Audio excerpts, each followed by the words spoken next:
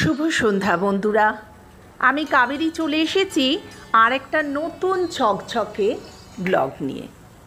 আজকের ব্লগটা একটু অন্য রকম, অবশ্যই ডেলি ব্লগ, তাই সারাদিন কি করছি না করছি তোমাদের সাথে শেয়ার করতে চলে এলাম।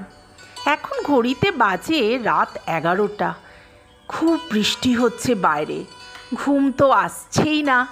উঠে পড়লাম, খাতা পেন নিয়ে বসে পড়লাম, ছোট্ট একটা কবিতা লিখেও ফেললাম।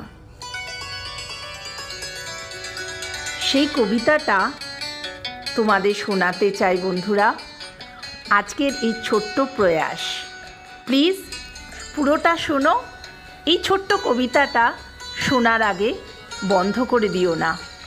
আর ব্লগটা যদি ভালো লেগে থাকে তোমাদের, তো do like, share and subscribe my channel Kaberi জীবন কথায় তোমাদের সব সময় স্বাগত। তো বন্ধুরা, আজকে কবিতাটা স্টার্ট করি। আজকে যে কবিতাটা আমি বলবো সেই কবিতার নাম হচ্ছে ঘুম আসে না।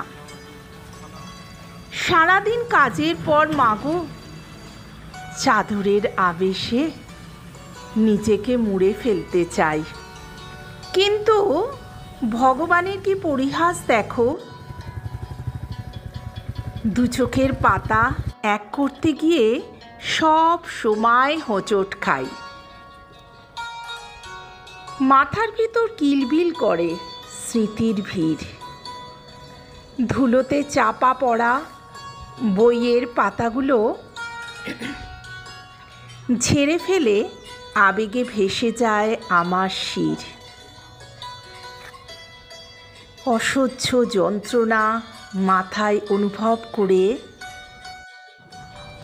ধুলো থেকে ঝেড়ে ফেলা স্মৃতিগুলো বারবার দূরে সরিয়ে ঘুমের আবেশে ডুবে যেতে চাই।